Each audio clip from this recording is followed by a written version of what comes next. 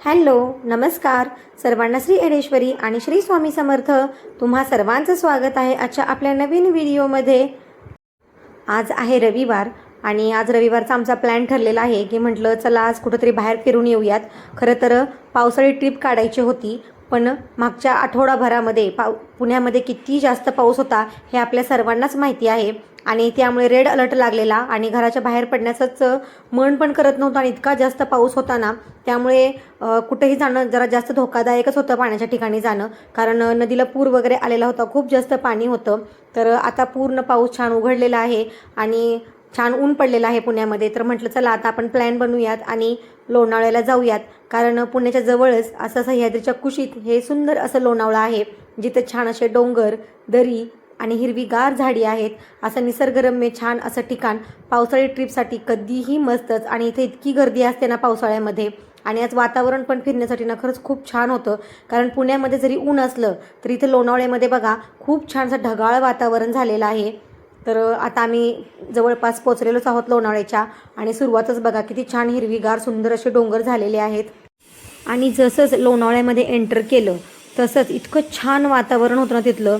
बघा तुम्ही, पूर्ण पर्वतरांगा या धुक्यामध्ये अशा छान अशा मस्त नटलेल्या आहेत आणि धरती मातेने इथल्या डोंगर रांगाने जसं काही हिरवा शालूच पांगलेला आहे. असं सर्व जिकडे तिकडे बघत तिकडे हिरवंगार आणि छान असं धुकं आणि ढगाळ वातावरण दिसत होतं.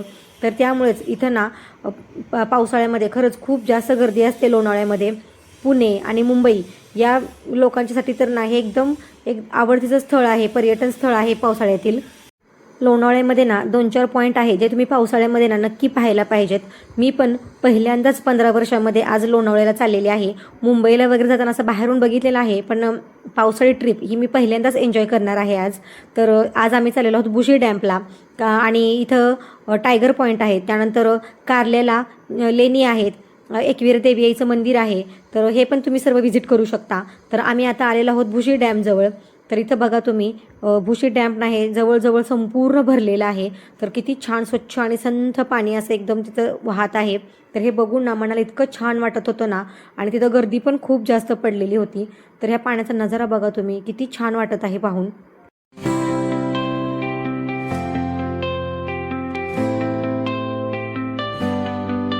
तर इथं बघू शकता तुम्ही, सर्वजण किती फोटोशूट करत आहेत आणि पाणी पाहण्यासाठी थांबलेले आहेत. तर इथं पण इतकी गर्दी होती ना, आणि इथून वरती 1-2 किलोमीटरवरती भुशी डॅम आहे, जिथून ज्या पायऱ्यांवरून ना पाणी प्रवाहित होतं आणि जिथं लोक खास भिजण्यासाठी जातात, ते पण त्याचं अंतर इथून आणखीन वरती 2 किलोमीटर आहे.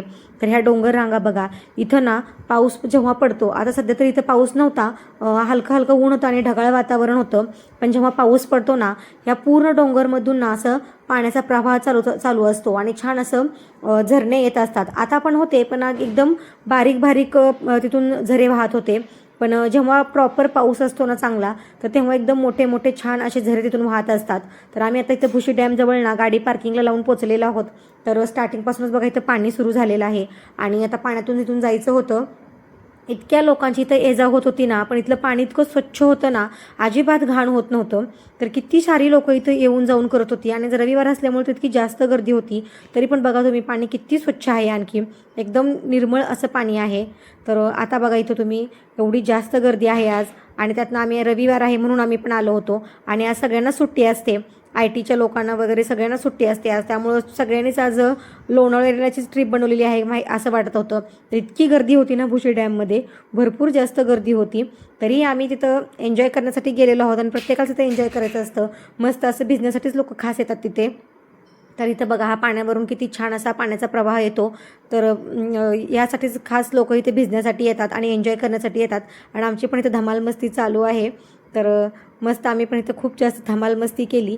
आणि आणखीन पाऊस नव्हता तिथे, बारीक बारीक पाऊस असताना तर आणखीन मजा आली असती. तर इथं माझ्या मुलाचं बघा, इथे त्याचं ना एन्जॉय, जिथं जाईल तिथं एकदम फुल एन्जॉय असतं मुलांचा. मुलं कुठेही लाजत नाहीत, काही नाहीत, मस्त एन्जॉय करतात.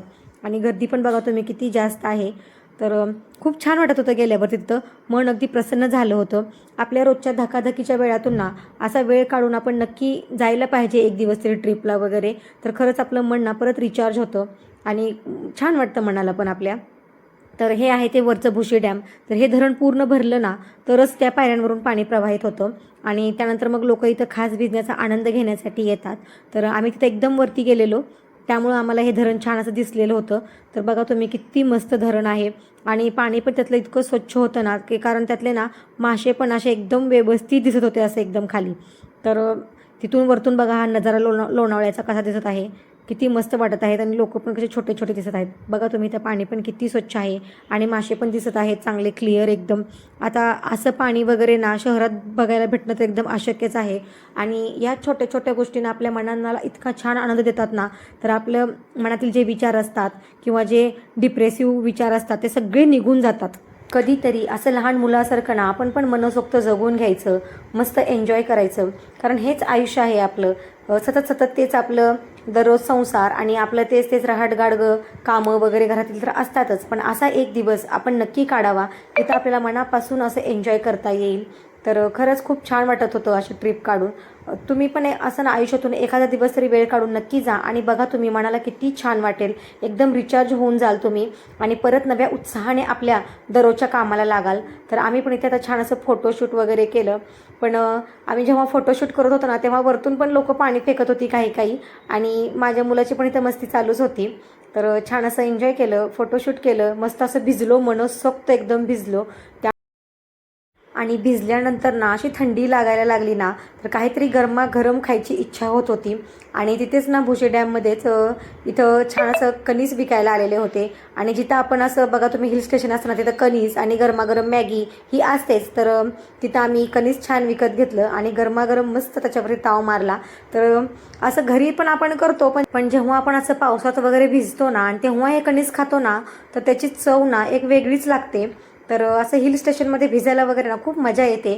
तर आता आम्ही तिथून भुशी डॅममधून निघालो घराकडे आणि हायवेवरती ना आम्हाला हे पाटील वडेवाले दिसले. तर भिजलेलो होतो म्हणून मग म्हटलं गरमागरम वडापाव खाऊयात. त्यामुळे जरा थोडीशी गरमी येईल अंगामध्ये आणि एक कप कडक चहा घेऊयात तरच छान अशी ट्रिपची मजा येईल. तर मस्त असं गरमागरम वडापाव खाल्ला, त्यानंतर मस्त असं चहा घेतला. तर अशी छोटीशी पावसाळ्याची ट्रिप आम्ही एन्जॉय केली. त्यानंतर आम्हाला कार्ल्याची लेणी बघायला पण जायचं होतं आणि आम्ही तिथं गेलेलो पण स्लायडिंग झाल्यामुळे पावसामुळे ना तिथली लेणी आणि मंदिर हे बंद केलेलं होतं. त्यामुळे आम्हाला तिथं जाता नाही आलं.